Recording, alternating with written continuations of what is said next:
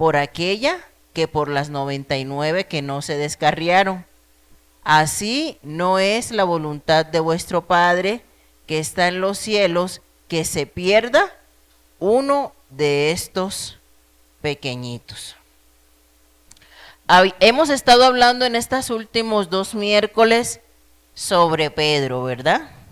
¿Qué hemos aprendido sobre Pedro?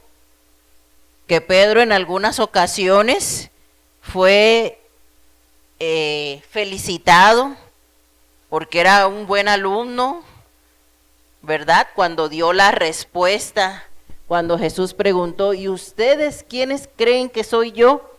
Y él dijo, tú eres el Cristo, el Hijo del Dios viviente. Y le dijo Jesús, muy bien, Pedro, porque no te lo reveló carne ni sangre, sino mi Padre que está en los cielos. Y vimos hace unas clases cómo Pedro fue felicitado por una respuesta correcta. Pero también vimos a un Pedro que fue corregido porque a veces hizo cosas que no estaban correctas, ¿sí? Ese mismo Pedro que fue felicitado es el mismo Pedro a quien después el Señor le dice, apártate de mí, Satanás, porque cuando Jesús estaba hablando de su crucifixión, le dice Pedro, no, Señor, de ninguna manera esas cosas te acontezcan. Y le dice el Señor, apártate de mí, Satanás. Entonces, como Pedro pasó de la exaltación a la corrección, ¿verdad?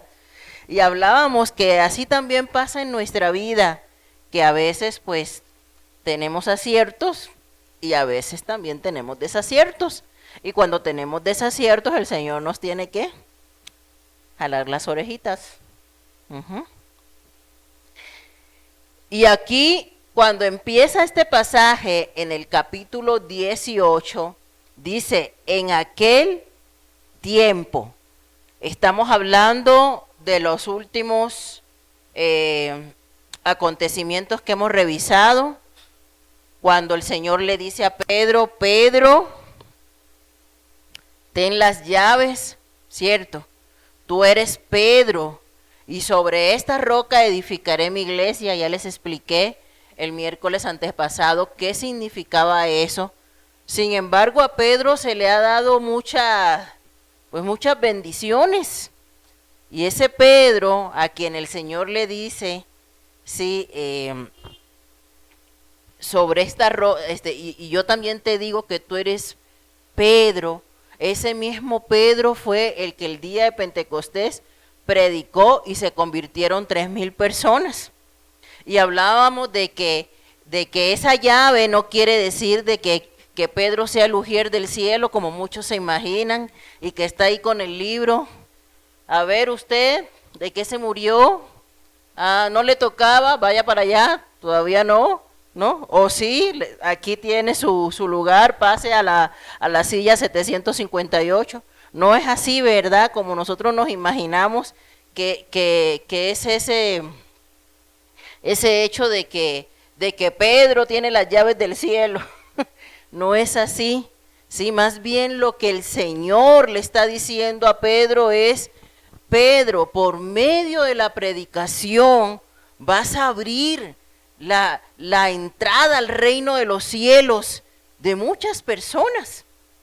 Eso es lo que el Señor quería decirle a Pedro. Y a lo mejor Pedro, por todos estos últimos acontecimientos, se sentía un poco orgulloso.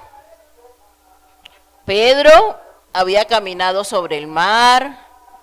Pedro había tenido la revelación de quién era el Cristo. Pedro había visto la gloria del Señor en el monte de la transfiguración. Y probablemente otros discípulos estaban celosos. Yo pienso que a lo mejor algunos discípulos decían, al Señor ya le dio la pedritis. Todo es Pedro. Ay, sí, Pedro. Ay, Pedro, Pedro por aquí, Pedro por allá, ¿verdad? Y estaban celosos. Pudo haber pasado eso siempre pasa.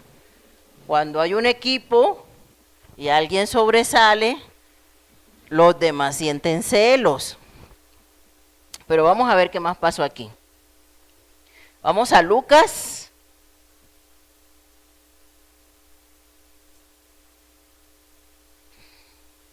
Lucas capítulo 9.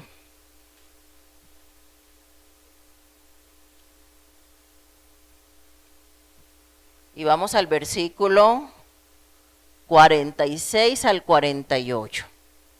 Dice la palabra, entonces entraron en discusión sobre quién de ellos sería el mayor.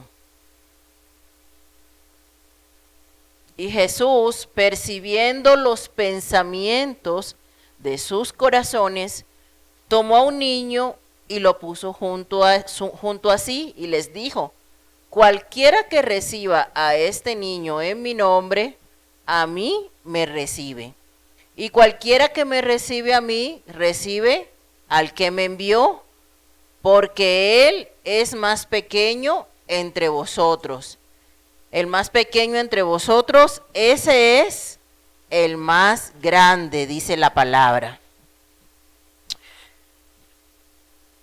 Y ahí con los evangelios sinópticos nos damos un poquito más de luz acerca de por qué el Señor toma a este niño, del cual habla Mateo capítulo 18, para enseñarle a sus discípulos. Vamos a ver realmente qué es lo que el Señor quería dejar en los corazones de ellos. Vámonos también a Marcos. Recuerden que los evangelios sinópticos son Mateo, Marcos y Lucas. Vamos a ver qué dice Marcos, capítulo 9, versículo 33 al 37. Y llegó a Capernaum, y cuando estuvo en casa les preguntó, ¿qué disputabais entre vosotros en el camino? Mas ellos callaron, porque en el camino habían disputado entre sí quién había de ser el mayor. Entonces él se sentó y llamó a los 12 y les dijo, si alguno quiere ser el primero, será el postrero de todos y el servidor de todos. Y tomó a un niño y lo puso en medio de ellos, y tomándole en sus brazos, les dijo, el que reciba en mi nombre a un niño como este, me recibe a mí, y el que a mí me recibe, no me recibe a mí, sino al que me envió. ¿Qué dato nuevo nos da Marcos acerca de este mismo relato? ¿Que estaban dónde? ¿En qué lugar estaban? En Capernaum, ¿sí? Capernaum, que era una ciudad portuaria en la provincia de Galilea. Allí sucedieron estos hechos porque aquí sucede todo el año de popularidad de Jesús, que es el que estamos estudiando. Vamos a Marcos, ahí mismo, capítulo 10, versículo 13 al 16. También habla sobre los niños. Y dice Marcos capítulo 10, y le presentaban niños para que los tocase, y los discípulos reprendían a los que los presentaban. Viéndolo Jesús se indignó y les dijo, dejad a los niños venir a mí y no se lo impidáis, porque de los tales es el reino de Dios. De cierto os digo que el que no reciba el reino de Dios como un niño, no entrará en él. Y tomándolos en los brazos, poniendo las manos sobre ellos, los bendecía.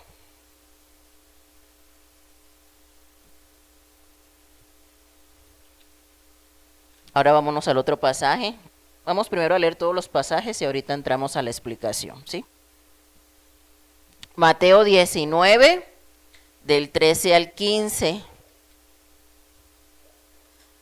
Dice, entonces le fueron presentados unos niños para que pusiese las manos sobre ellos y orase. Y los discípulos les reprendieron. Pero Jesús dijo, dejad a los niños venir a mí, y no se lo impidáis, porque de los tales es el reino de los cielos. Y habiendo puesto sobre ellos las manos, se fue de allí. Ahora vámonos a Lucas 15, del 4 al 7.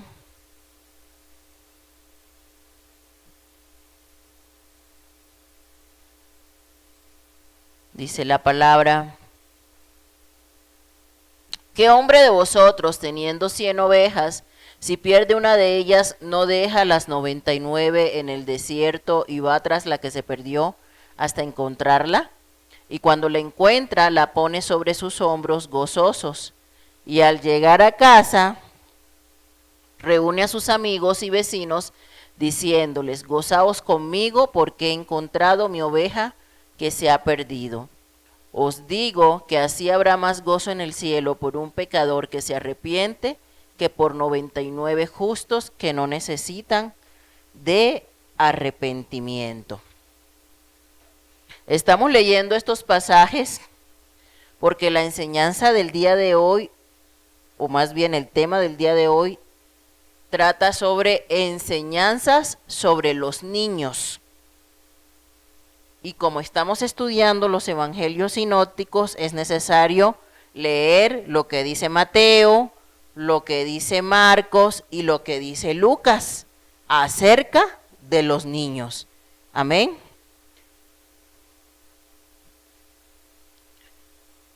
Y el último versículo que vamos a... Recuerden que los evangelios sinópticos tal pareciera que nos dicen lo mismo, pero nosotros tenemos que comparar lo que dice Mateo, lo que dice Marcos y lo que dice Lucas para complementar la información que nos dan los 3 evangelios. Por eso se llaman sinópticos, porque vamos a encontrar varios relatos que se repiten, pero cada uno lo cuenta desde su perspectiva y añade datos que el otro no añadió. Amén. El último versículo que vamos a leer es Lucas 18, del 15 al 17. Dice, traían a él niños para que los tocase, lo cual viendo los discípulos les reprendieron. Mas Jesús llamándolos dijo, dejad a los niños, venid a mí, y no se lo impidáis, porque de los tales es el reino de Dios. De cierto os digo que el que no recibe el reino de Dios como un niño, no entrará en el reino de Dios.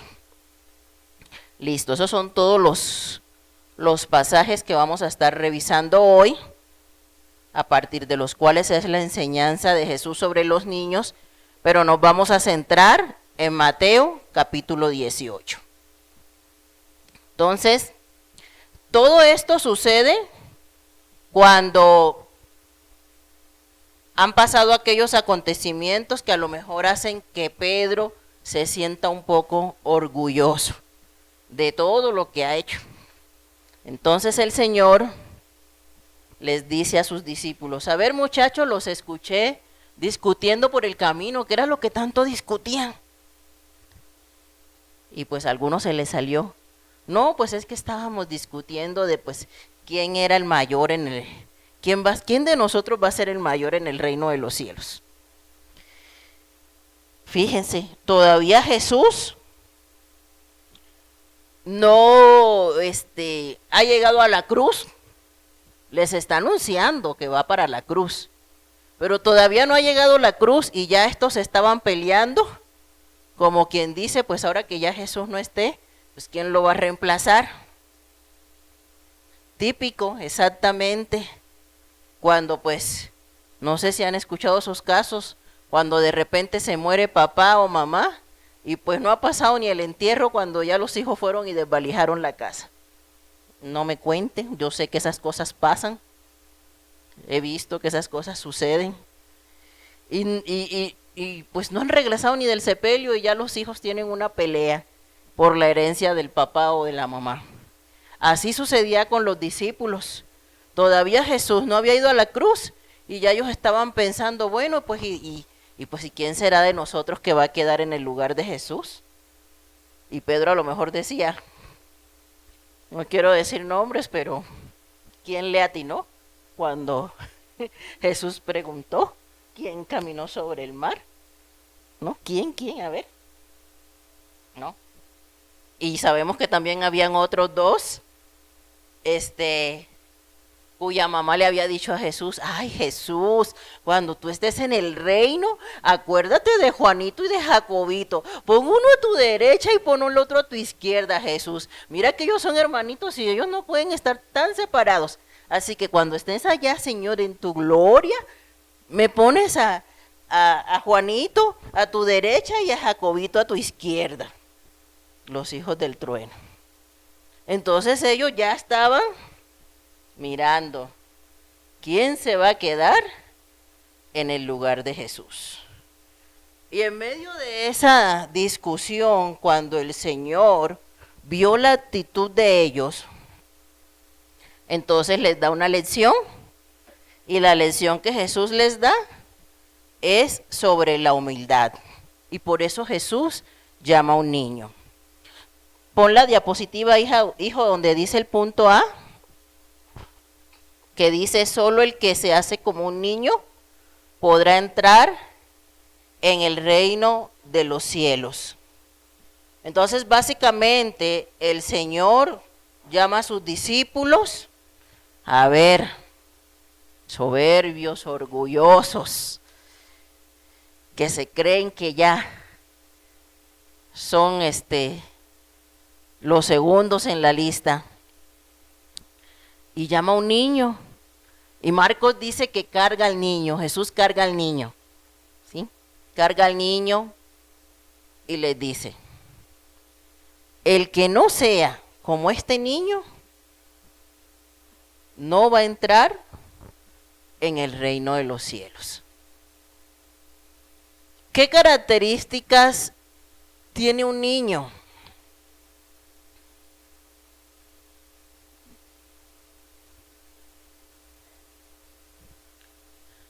Los niños son humildes. Usted puede ver a dos niños hasta agarrados de los cabellos y a los 5 minutos, amiga, sí, amigo, ¿no? Abrazados, como si nada hubiera pasado. Porque los niños tienen un corazón humilde. Un adulto, ¿por qué el adulto no perdona? ¿Cuál es la causa principal de la falta de perdón? El orgullo, la soberbia, el egocentrismo. Porque si Florentino viene y me saca la lengua, yo también se la saco a él. Y entonces dejo de hablarle a Florentino. ¿Por qué? Porque tú me sacaste la lengua. ¿Y por qué yo me la voy a dejar sacar de ti? Y tú no puedes soportar que yo te saque la lengua a ti también. Y somos orgullosos. Ah, ¿tú me la hiciste? Te la devuelvo. ¿Tú me la hiciste? Tú me la debes. ¿Tú me la debes? Tú me la pagas. ¿Sí? Porque somos orgullosos. Y eso es lo que hace que nosotros como adultos no perdonemos. Porque si alguien nos hace algo, vamos a poner así algo bien grave. El esposo te pasó otra por las narices. Te la pasó así, te la desfiló. ¿A quién le ha pasado? No alcen la mano. Te la desfiló. No lo voy a perdonar. No, pero ¿por qué? No lo voy a perdonar. Es que mi autoestima, mi dignidad, mi orgullo está pisoteado.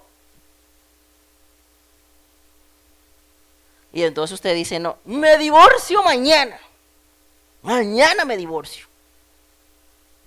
Porque me has herido en mi orgullo. Has herido mi dignidad. ¿Sí o no?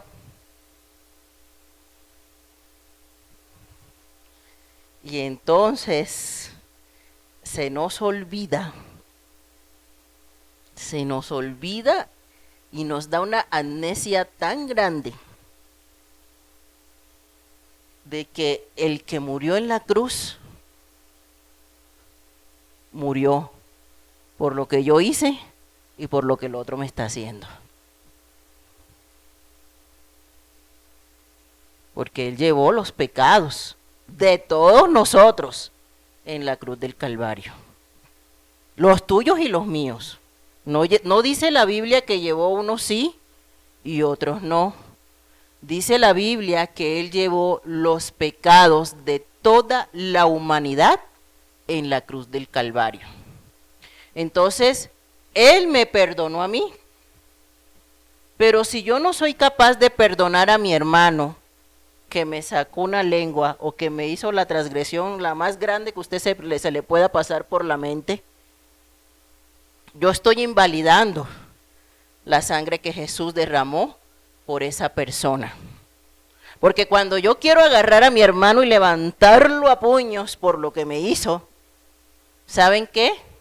Que el Señor te dice, ¿quieres pegarle? ¿Quieres cachetearlo? Cachetearlo. ¿Quieres insultarlo? Insúltalo a mí. Porque eso que Él te está haciendo, o eso que Él te hizo, o ella te hizo, yo ya pagué en la cruz. ¿Quién eres para condenarlo? ¿Quién eres para condenarlo? ¿Quién eres para juzgar? ¿Quién eres para no perdonar? ¿Quién eres tú? ¿Quién te crees tú? ¿Quién te crees tú que eres? ¿Tú te crees superior a mí? Si ya yo pagué por lo que Él te hizo. ¿Te crees superior, Pedro? ¿Tu orgullo es mayor que mi sangre? ¿Tu egocentrismo es mayor que mi sangre? ¿Tu dignidad es mayor que mi sangre?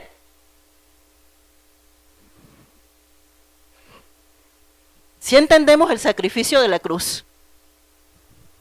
Entonces, cuando yo me creo con el derecho de no perdonar, porque primero está mi yo le estoy diciendo, perdóname, Señor, pero eso que tú derramaste en la cruz, a mí no me interesa, yo no puedo perdonar eso. ¿Sí entendemos? ¿O no queda claro? Por eso es que la palabra dice, si tú no perdonas a otros sus ofensas, tampoco el Padre que está en los cielos te va a perdonar a ti. Porque así funciona esto.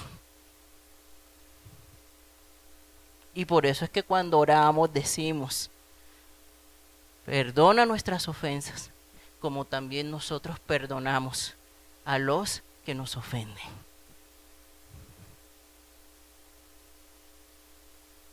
Pero nuestro orgullo, nuestro ego, nuestra dignidad, nuestra autoestima es más importante que el sacrificio que Jesús hizo en la cruz.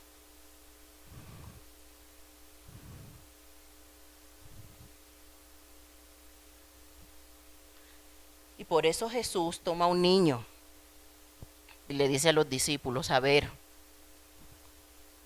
todos ustedes quieren un lugar de prominencia, todos ustedes quieren una posición, pero para ustedes tener una posición, ustedes necesitan ser como este niño, porque el que no tenga el corazón como este niño, no puede, simplemente no puede entrar en el reino de los cielos.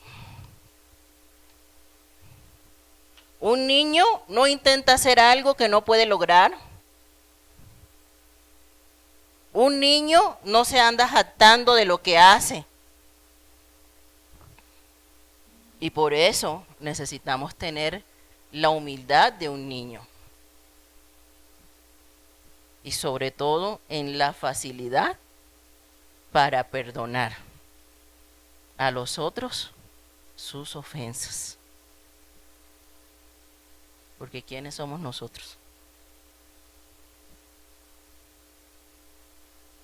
Entonces, amado hermano, cuando usted tenga ganas así de ahorcar a alguien, acuérdese que ese sentimiento lo está teniendo no contra la persona, sino contra Cristo mismo, porque Él compró con su sangre a esa persona, derramó su sangre también por esa persona.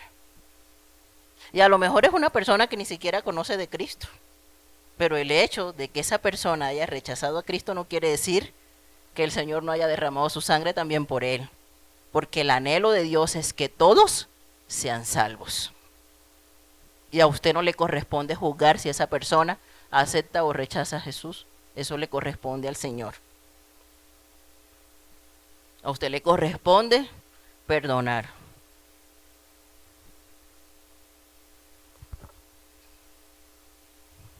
Entonces aquí vemos a un grupo de discípulos que solamente estaban pensando en ellos mismos.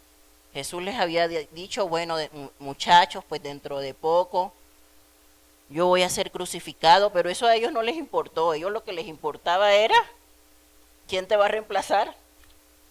¿Quién se va a quedar en tu lugar? ¿A quién van a llamar maestro? ¿A quién van a seguir las multitudes?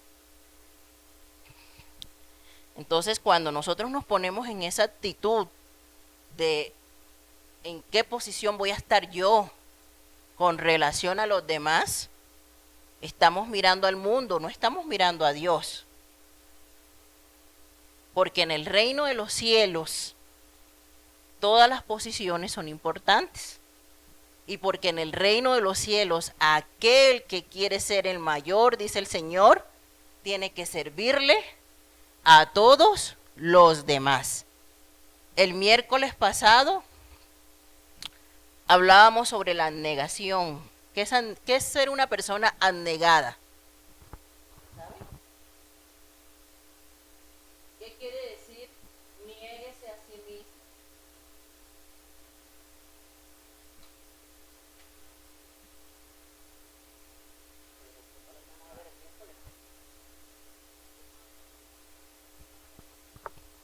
Antes que por mí mismo. Si yo tengo una torta y esta persona tiene hambre, en lugar de estar pensando, no, qué pena contigo, sé que tienes 3 días sin comer, pero yo tengo media hora sin comer y me estoy muriendo del hambre, entonces, permiso, primero ¿cómo dicen aquí? Primero mis dientes y luego mis parientes. No. Ser abnegado, la persona abnegada es aquella que dice, no importa, toma.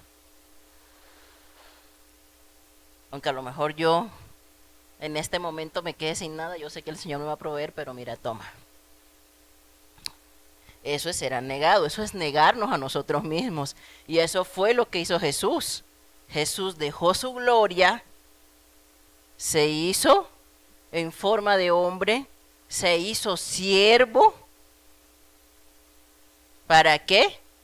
Para que nosotros pudiéramos ser salvos.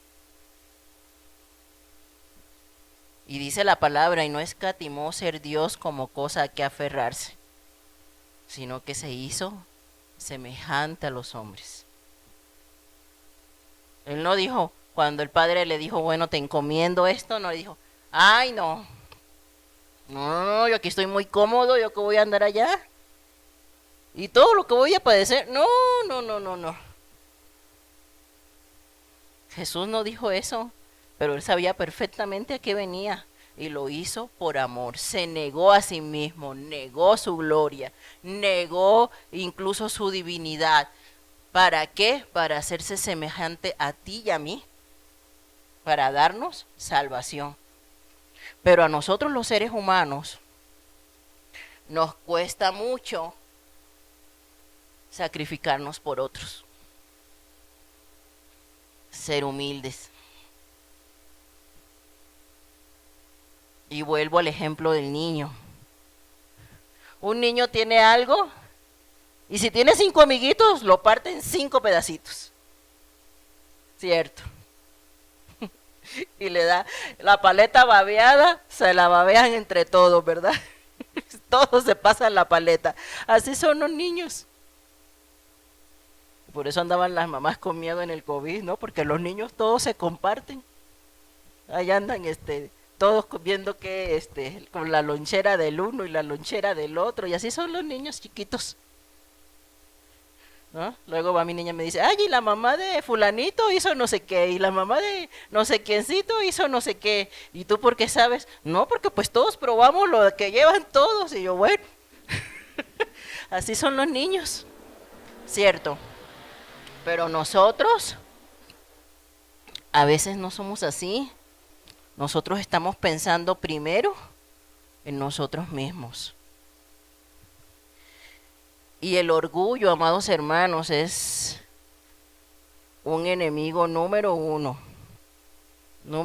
para que el Señor pueda obrar con libertad en nuestros corazones.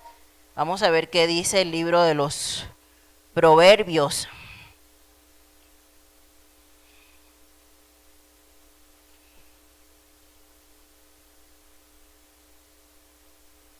Proverbios 16, 18.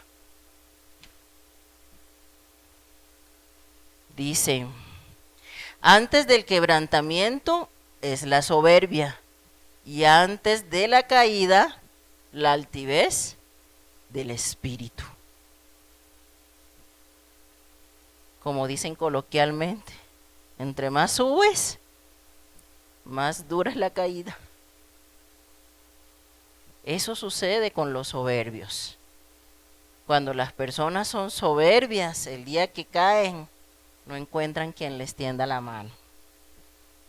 Cuando las personas son orgullosas, el día que caen, no encuentran quien sane sus heridas.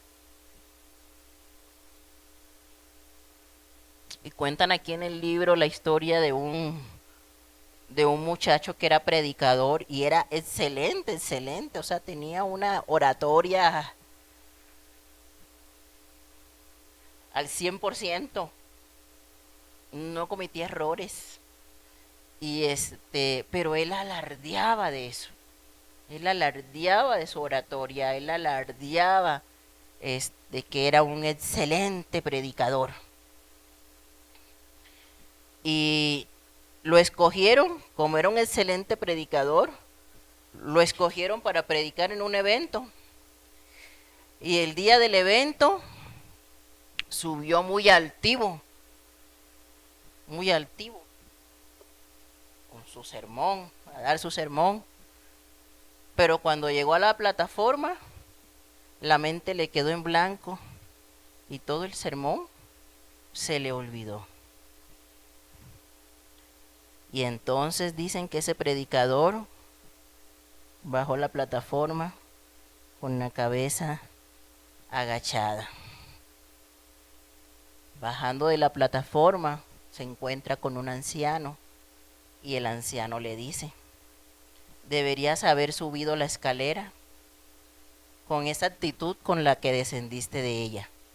Entonces hubieras descendido de la manera que subiste. Antes del quebrantamiento es la soberbia y antes de la caída la altivez de espíritu. Y por eso los discípulos necesitaban aprender esta lección de humildad.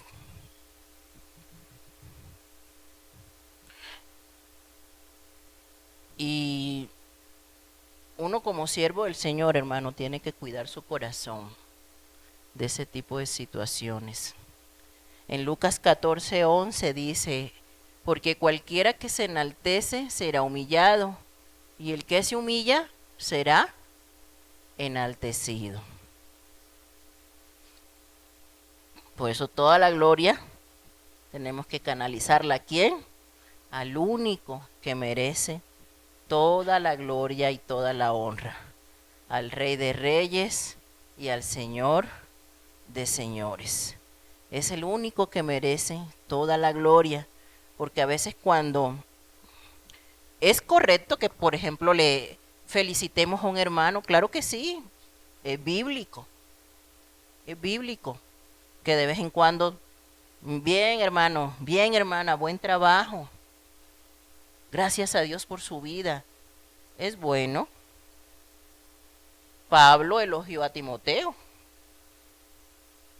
y decía, lo amo hasta como un hijo, decía, ¿no? Muchas veces lo elogió. No es incorrecto hacerlo.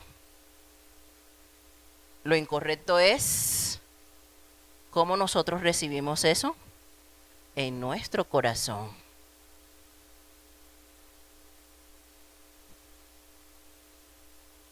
Porque puede pasar como este predicador. No, usted excelente en todo lo que hace. No, usted, uy, no. Mejor dicho, es el más misericordioso de la iglesia. Y usted es el más dador de la iglesia. Y usted es la más activa de la iglesia. Llámese cualquiera del servicio que usted haga al Señor, ¿no? Y usted, mejor dicho, canta, pero como los ángeles. Llámese lo que usted haga para el Señor, llámese como se llame, canalice todo para la gloria de Dios. Porque si no, nuestro corazón se llena de soberbia, amados hermanos. Nosotros hicimos una táctica para cuidar nuestro corazón y ya se lo hemos contado. Sí es cierto, compartimos las clases, compartimos las predicaciones en las redes sociales para que la palabra sea extendida, para que usted la comparta con sus familias, para que usted la envíe a quien necesite esa palabra. Y sabemos que esa palabra va a ministrar los corazones. Y todo lo que se predica aquí, predique quien predique, todo lo que se predica aquí se sube a las redes sociales. Pero si usted ve en ninguna parte, en el YouTube, por ejemplo, usted no va a encontrar ningún like, porque nosotros esa función la tenemos desactivada. No nos interesa que nadie vea que tal predicación tuvo 50 likes y que la otra predicación nada más tuvo una y que la de fulano tuvo 50 likes y la del otro nada más tuvo 3. No nos interesa eso, porque cada palabra va a ministrar según el corazón de aquel que está escuchando esa palabra. No nos interesa saber, ¿verdad?, a cuántas personas les gustó o no les gustó. No nos desactivamos los comentarios porque tampoco nos interesa que nos pongan ahí, ay, qué bonito, ay, qué hermoso. No. Si alguien lo hace, pues gloria a Dios. La gloria es para Dios, porque hay personas que sí dicen, ay, esto me tocó mi vida, pero la gloria es para Dios. Pero no ponemos nada de eso, todo eso está bloqueado, porque no nos interesa saberlo. Y es una forma de proteger nuestro corazón del orgullo y de la soberbia. ¿Por qué? Porque hoy día, amados hermanos, el enemigo actúa a través de esas cosas tan sutiles. Y por eso es que hoy día ya todos quieren ser youtubers, ya todos quieren ser influencers, ya todos quieren ser, bueno, no sé cómo más se llaman. Pero todos, ¿por qué? Porque ya de repente, no, ya tengo 50,000 seguidores, 100,000 seguidores, no sé cuántos seguidores. ¿Y eso qué? ¿Qué hace eso, hermanos? Llena el ego del corazón humano.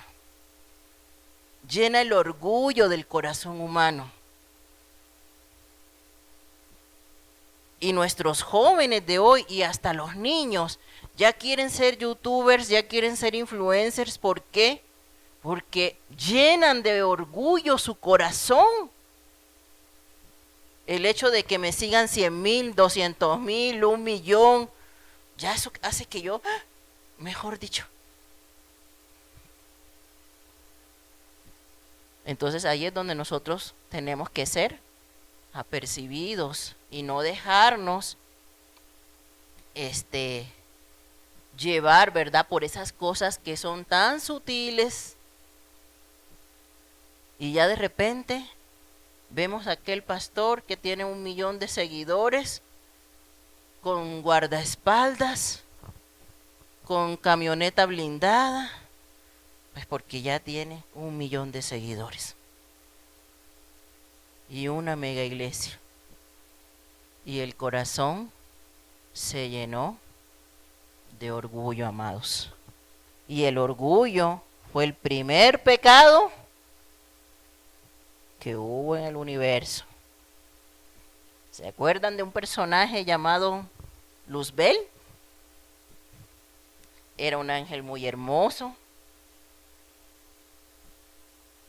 Ministraba los instrumentos para la alabanza de Dios. Pero ¿qué pasó? ¿Qué pasó con ese ángel?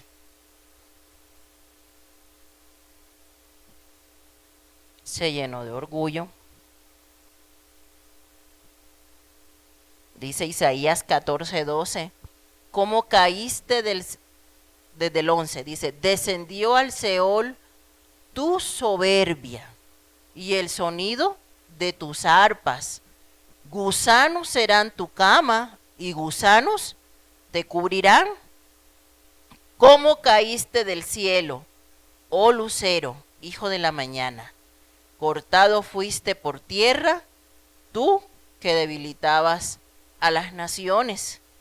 Tú que decías en tu corazón, subiré al cielo en lo alto, junto a las estrellas de Dios, levantaré mi trono, y en el monte del testimonio me sentaré a los lados del norte.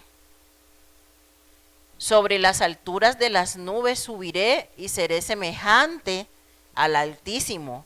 Mas tú derribado eres hasta el Seol, a los lados del abismo. Este fue el primer pecado, el orgullo, la soberbia. Porque él decía, bueno, si yo soy el que ministro aquí el arpa, los tamboriles, si mi traje tiene topacio, si mi traje tiene, ¿qué más? Tanta cosa, ¿no? Rubí, no sé qué tanto.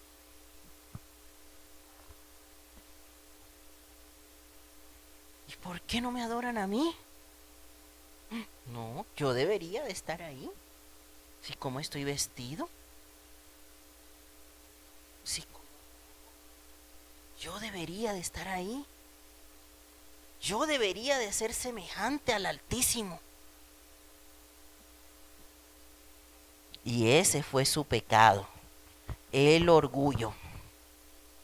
Entonces, obviamente, si el enemigo es un orgulloso, si es el rey del orgullo, él quiere que la gente sea como él. Por eso nosotros tenemos que ser entendidos, amados, porque su intención del enemigo es precisamente esa, que nosotros queramos robar la gloria que solamente le pertenece al Señor. Porque recuerdo que cuando estábamos viendo los dones del Espíritu Santo en el discipulado del domingo, cuando hablábamos del don de dar, hasta les decía, usted no haga alarde de que usted da, porque usted no da porque usted sea bueno. Usted da porque Dios es en quien pone en usted tanto el querer como el hacer. Porque nosotros como seres humanos, como naturaleza caída, como naturaleza pecaminosa, nada bueno tenemos. ¿Qué dice la palabra? ¿Hay acaso alguno bueno? ¿Hay acaso alguno que sea justo? No, amados. Aún si nosotros hacemos algo bueno, es porque fue Dios quien puso eso en nuestros corazones. Pero no porque nosotros seamos buenos. No porque nosotros seamos las personas más lindas del planeta. Porque el único bueno es Dios.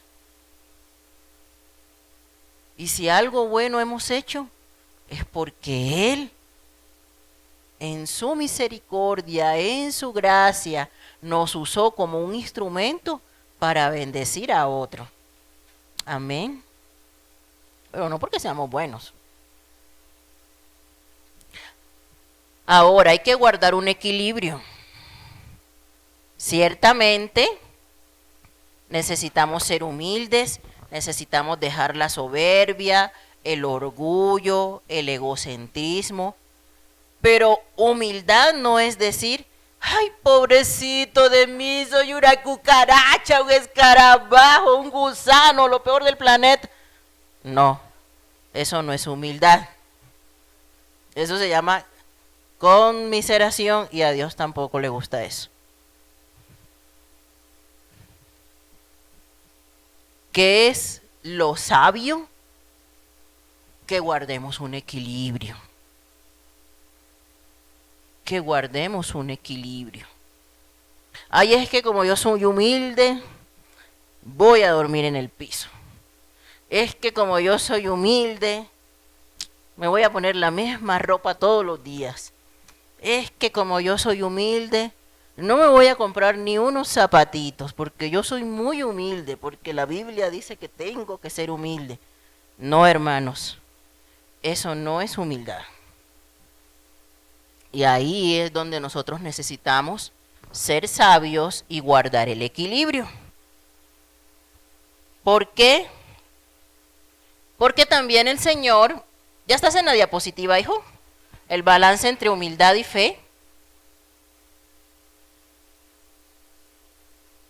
¿Sí? Porque también el Señor le jaló las orejas a varios de sus hijos. Porque así, ay, pobrecito de mí, yo soy peor que una cucaracha muerta. Uno de esos, Moisés. Vamos a ver. Vámonos al Éxodo.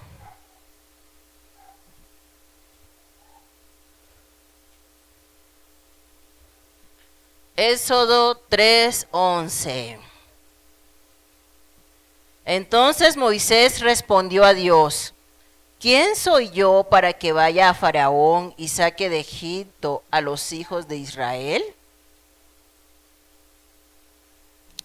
Vamos a razonar lo que Moisés está diciendo, hermanos, y díganme si esa respuesta de Moisés tenía lógica. ¿Quién crió a Moisés? ¿Ah? La hija del faraón. ¿Moisés tuvo o no tuvo educación? Tuvo de la mejor educación que podía haber en ese tiempo. Moisés vivió en el palacio. Moisés sabía comer lo que comían los faraones, porque Moisés toda su vida vivió en el palacio, como sobrino del faraón. Y ahora resulta que Moisés, cuando el Señor lo llama y le dice, mira Moisés, te mando a que vayas con el faraón. Ay, ¿quién soy yo? Y el Señor le respondió, ve porque yo estaré contigo y esto te será por señal de que yo te he enviado. Cuando hayas sacado de Egipto al pueblo, serviréis a Dios sobre este monte. Dijo Moisés a Dios, he aquí que llego yo a los hijos de Israel y les digo, el Dios de vuestros padres me ha enviado a vosotros. Si ellos me preguntaren cuál es su nombre, ¿qué les responderé? Y respondió Dios a Moisés, yo soy el que soy, y dijo, así dirás a los hijos de Israel, yo soy, me envió a vosotros. Pero espérenme, es que estoy buscando la otra excusa de Moisés donde dice que él no sabe hablar. ¿Dónde está? Espérenme. Ahora no lo encuentro.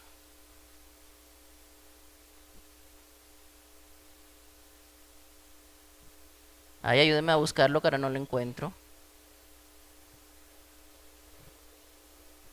Bueno, el punto es que Moisés le dice al Señor, ay Señor, si yo ni siquiera sé hablar. Dígame, Moisés, a lo mejor tenía un problema de salud, pero, o lo que sea, no sé. Pero ¿será que Moisés no podía expresar una idea con claridad después de todo lo que estudió? ¿No podía presentarse delante del faraón?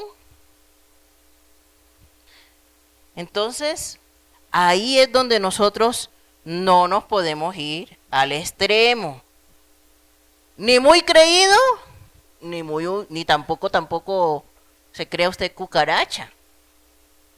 ¿Por qué? Porque la Biblia no dice que usted es una cucaracha, la Biblia dice que usted es un hijo de Dios, pueblo santo, real sacerdocio, linaje escogido. O sea, tampoco se vaya al extremo, hermano. Tampoco se vaya al extremo.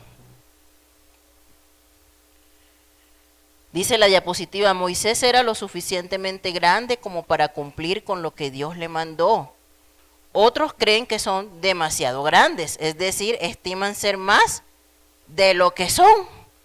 Este versículo lo estuvimos leyendo bastante ahora que hablamos sobre los dones del Espíritu Santo, pero vamos a volverlo a leer porque nunca está de más una repasadita porque luego se nos olvida. Vámonos a Romanos capítulo 12.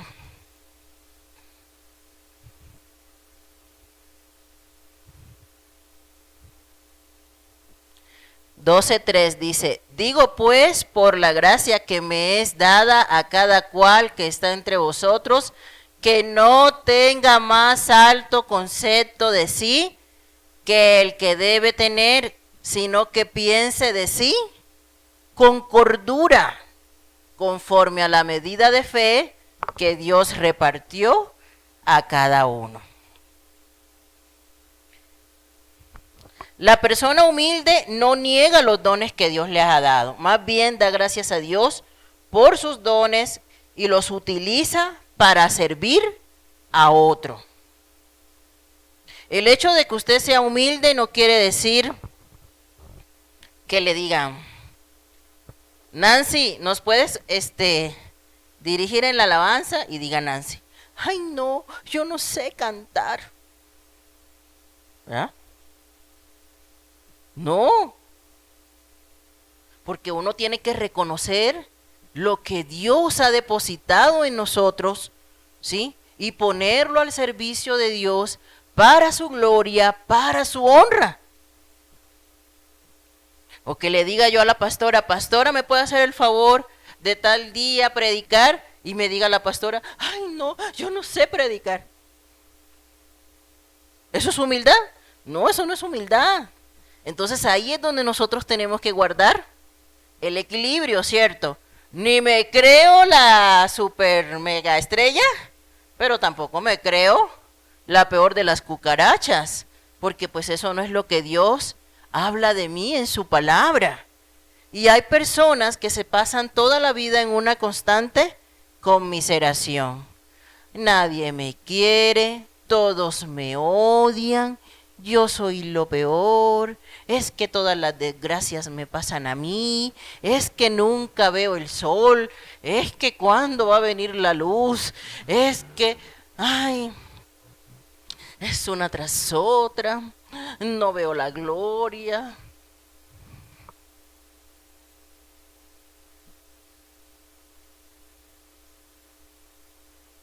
Es que estoy preso y ya me andan buscando, mejor dicho. Ahí, amados, es donde, como dice Pablo, tenemos que pensar con cordura. Cada uno piense de sí mismo con cordura. No somos mayor que otro, pero también reconozca lo que Dios le ha dado y póngalo al servicio de Dios para gloria de Él, para gloria de su nombre. porque todos nosotros tenemos capacidades, todos nosotros tenemos dones, todos nosotros tenemos talentos que el Señor nos ha dado, pero no lo sabemos todo. Ahí es donde no nos podemos creer la última Coca-Cola del desierto.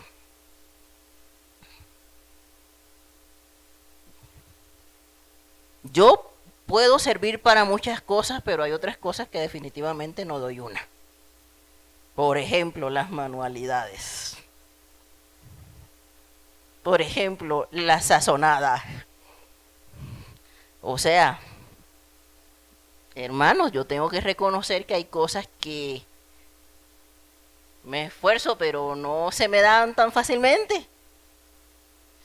O sea, las hago por necesidad, pero no porque ese sea un talento innato en mí. La verdad. Pero hay cosas que me fluyen. Se me facilitan, no me tengo que ni siquiera ni romper el coco, ¿verdad? Dios me lo dio, ahí está, punto. Lo tengo. Y así somos todos tenemos cosas que Dios nos dio que es fácil, ¿verdad? Pero hay otras que definitivamente no.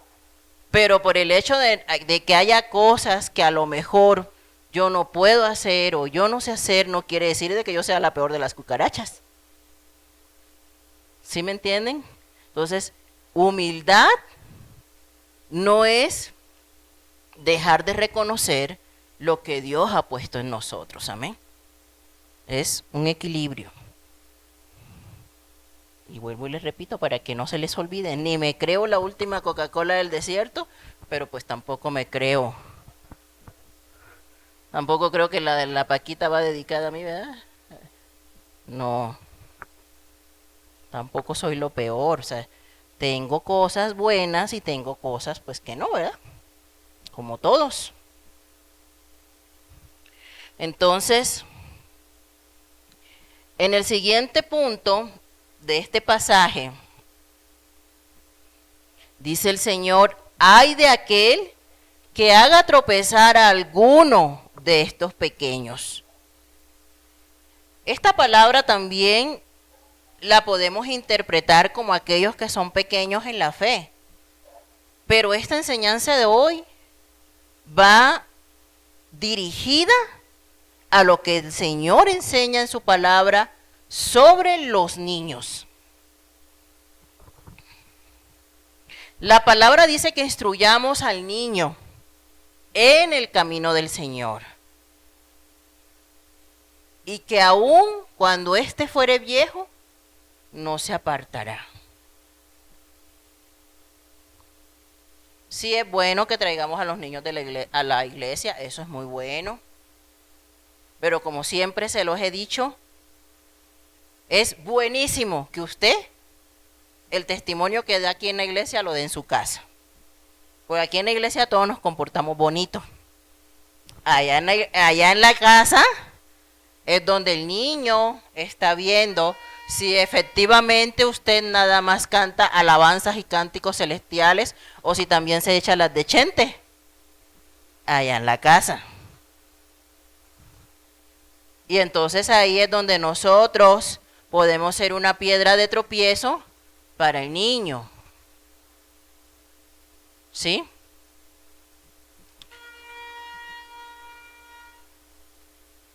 Y nosotros podemos ser piedra de tropiezo de muchas maneras para que los niños se acerquen al Señor.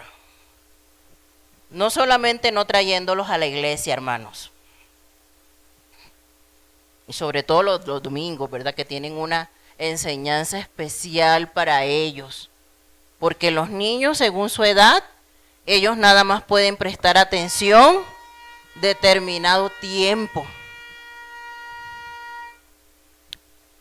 A lo mejor usted trae a su niño al estudio bíblico y eso es bueno,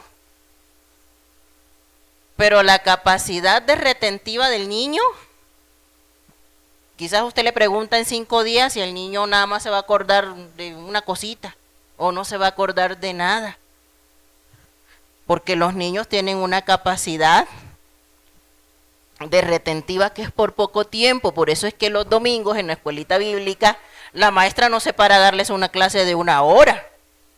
Eso es una reflexión como de 10 minutos. Y después hacen actividades relacionadas con el tema que están aprendiendo.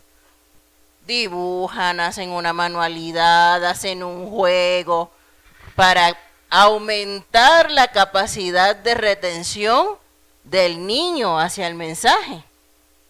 Porque así aprenden los niños. Por eso es que cuando los niños van al kinder, pues en el kinder, ¿cómo les enseñan las letras? Pues con canciones, con juegos, ¿sí? Porque es su forma de aprender. Y ya a medida que van creciendo, pues ya van bajando un poquito ese tiempo de juegos y ya nos vamos enfocando más en las clases, etcétera. Y hay niños que aprenden haciendo, hay niños que aprenden viendo, hay niños que aprenden escuchando. Hay diferentes formas de aprender. Eso lo aprende uno en pedagogía. Los niños tienen diferentes formas de aprender y esas diferentes formas de aprender van variando dependiendo de la edad de cada niño. Yo no le puedo enseñar a un niño de 3 años como le enseño a un niño de 7, porque el niño de 3 años aprende jugando. Entonces, depende de la edad del niño, dicen los pedagogos, así se va a hacer la enseñanza. Y por eso las clases de los domingos son especialmente diseñadas para ellos. ¿Sí? ¿Cómo yo acerco a mi niño a Dios? Pues trayéndolo a la escuelita bíblica.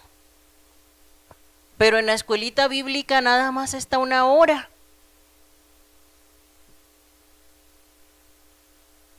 Y el resto de las horas de la semana, ¿qué tiene más peso? ¿Lo que aprenden 1 hora o lo que aprenden los otros 6 días?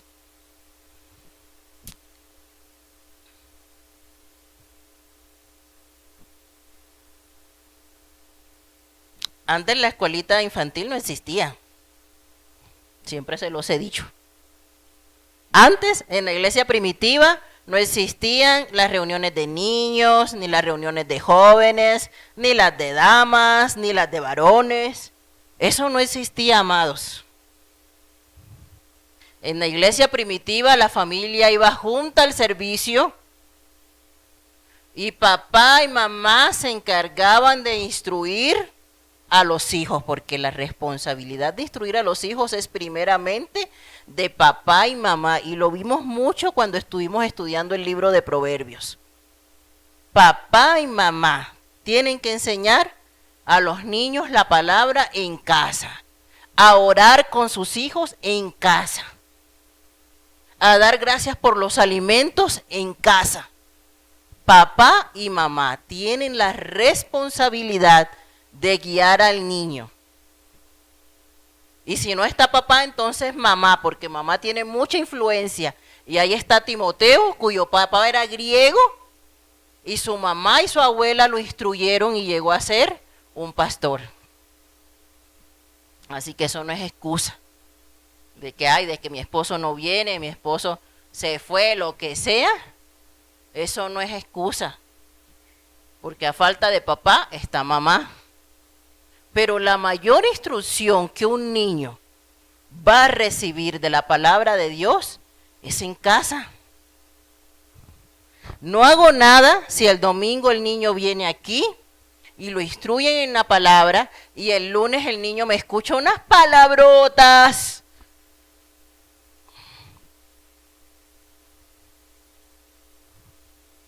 Y dándome puño con mi esposo, como si fuera ring de boxeo. Perdónenme. No hacemos nada. No hago nada trayendo a mi niño el domingo y el lunes el niño me ve que yo he hecho mentiras, que no fui a trabajar y llamé y dije que estaba enferma, que llegó el cobrador y le dije al niño, ve, asómate y dile que no estoy. Perdónenme. Y hace poquito creo les mandé un video sobre un estudio que hicieron. ¿Por qué muchos niños que crecen en la iglesia, que vienen a la iglesia, que los traen a la iglesia, cuando llegan a jóvenes, se apartan de los caminos del Señor? Fue un estudio que hicieron en Estados Unidos. Voy a ver si lo encuentro y se lo vuelvo a mandar, porque ya se los había mandado en una ocasión. No sé si lo vieron. Y en ese estudio dice que muchos jóvenes se apartan del camino del Señor, y la causa principal es porque esos mismos jóvenes dicen: sí, mi papá me llevaba a la iglesia, mi mamá me llevaba a la iglesia, pero mi papá y mi mamá se la pasaban como perros y gatos. Pues ¿qué evangelio es ese? Porque tu testimonio habla más que una hora de clases. Porque tu relación enseña más que una hora de clases. Porque tu vida grita más que una hora de clases. Porque la mayor responsabilidad de instruir a tus hijos es tuya, mamá, es tuya, papá. Entonces, cuando sus hijos se pierdan, ¿sí? Ven acá, Samuel. Ven. Ven, que voy a hacer un ejemplo. Ven, Isra. Cuando su hijo se pierda, no hagan como muchos padres hacen. Sí. Pastor, mire, aquí le traigo a este muchacho. No me hace caso, no obedece, lo mandas a lavar los platos si no quiere, es grosero. Ahí usted compóngamelo. Compóngamelo y me lo regresa cuando esté derechito. Ya se pueden sentar. Y muchos hacen así. Aunque ustedes se rían, amados, aunque ustedes se rían, miren, mi esposo y yo fuimos pastores de jóvenes por más de 10 años trabajando con ministerio juvenil. Y muchos papás llegaban así: mire, pastor, aquí se lo traigo. De las 7 materias reprobó 6.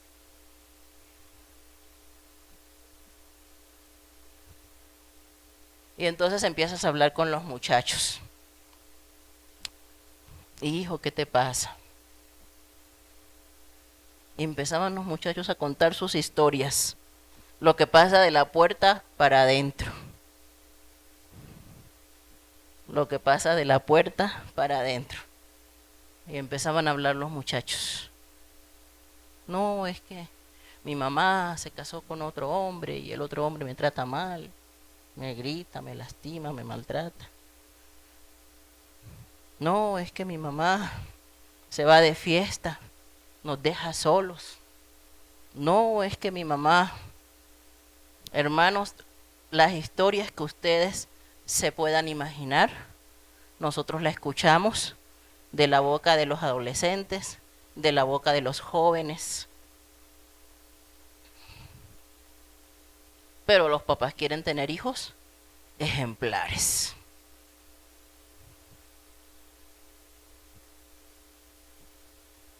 Pero cuando a nosotros nos entregan un hijo,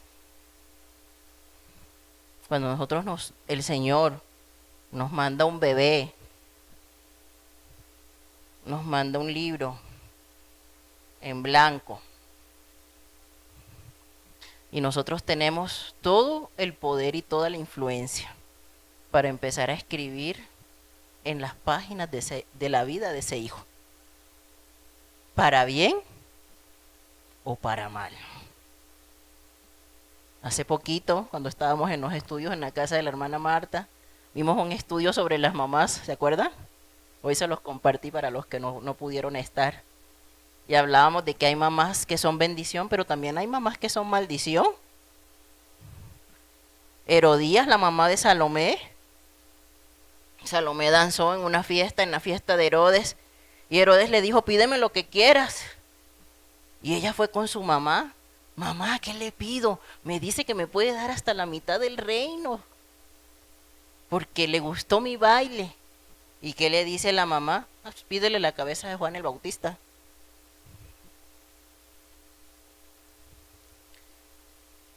Entonces, hay mamás que bendicen, pero también hay mamás que maldicen la vida de sus hijos. Eso es una realidad. Pero nosotros tenemos que ser de esos padres que bendicen, no de los padres que maldicen.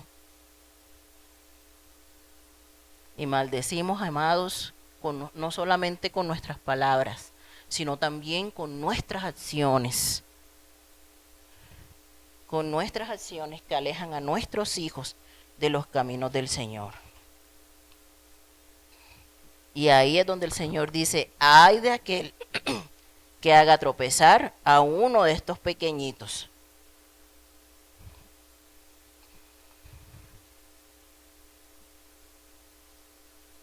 Dice, porque mejor le fuera que se le colgase al cuello una piedra de molino de asno y que se le hundiese en lo profundo del mar. Pues antes no había molinos como los de ahorita, ¿no? Que usted viene y mete su jitomate, su cebollita en la maquinita esa y sale todo triturado. No, eso antes no existía, hermanos. Antes existía el molino. Pero en esa época ni siquiera el molino que usted llegó a conocer cuando era niña. Yo me acuerdo que de ese molino que le daba vuelta y salía todo. No, tampoco. El molino era una piedra, ¿sí? Que después no se graba, ¿verdad? El molino era una piedra sobre otra piedra más grande. Y en medio de las dos piedras metían lo que iban a triturar. Y un animalito se encargaba de darle vuelta a la piedra grande para que lo que se iba a triturar se moliera. Pero pues esa piedra pesaba, hermanos. Entonces por eso dice el Señor, mejor le conviene ponerse una piedra de molino y echarse al mar que esperar el juicio de Dios por hacer tropezar a un pequeño. La instrucción de Dios es que instruyamos a los pequeños, no que seamos piedra de tropiezo para que ellos en un futuro se alejen del Señor. Así que ojo con lo que hacemos con nuestra vida, en nuestros hogares, con nuestros hijos, con nuestro matrimonio, porque todo lo que los niños están viendo, lo están guardando aquí y acá.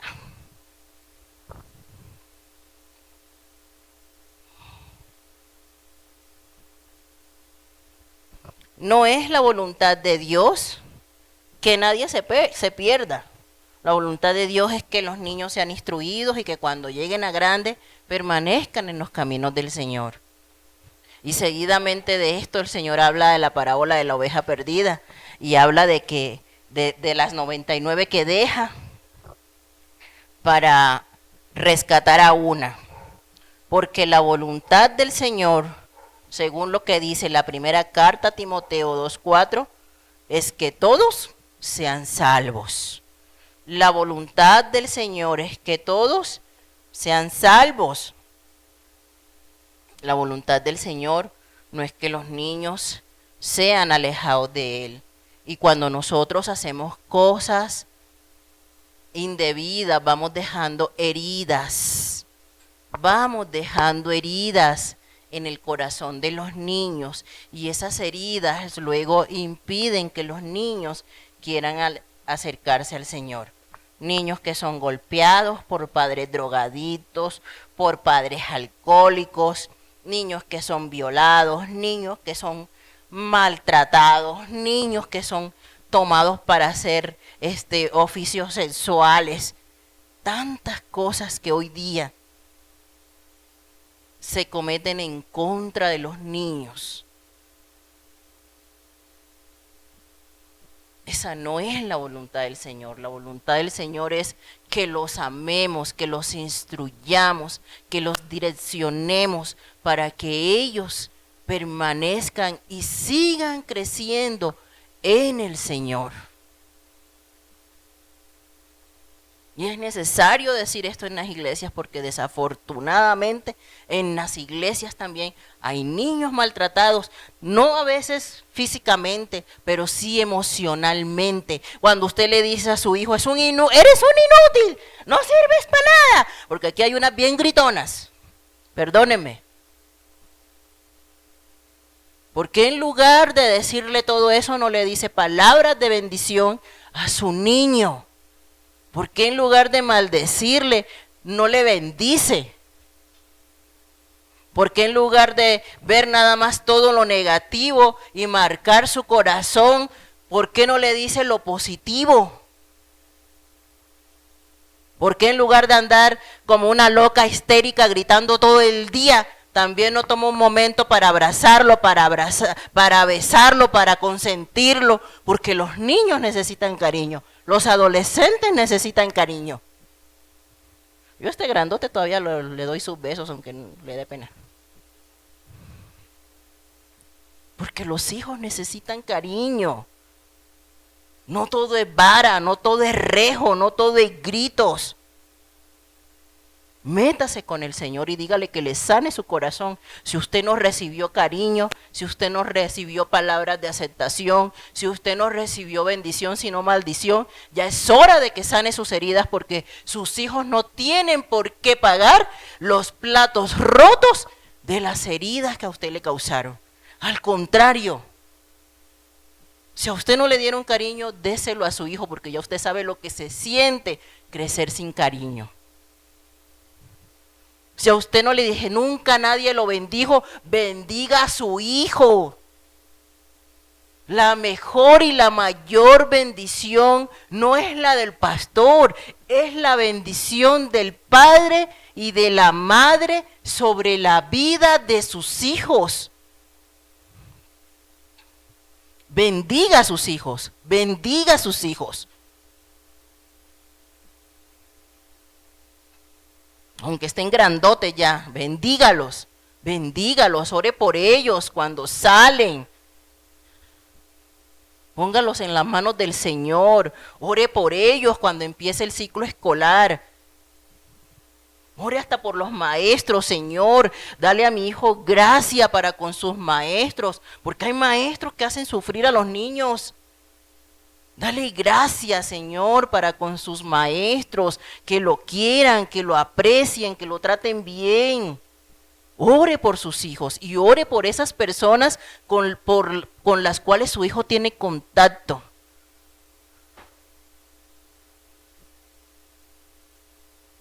No sea tosco, ya supere sus traumas, porque sus hijos no tienen la culpa. Y todo esto, amados, hace parte de ese instruir al niño. No es nada más traerlo los domingos, no se equivoque, porque no es nada más eso. Es la vida que le estamos dando a nuestros hijos los 365 días del año.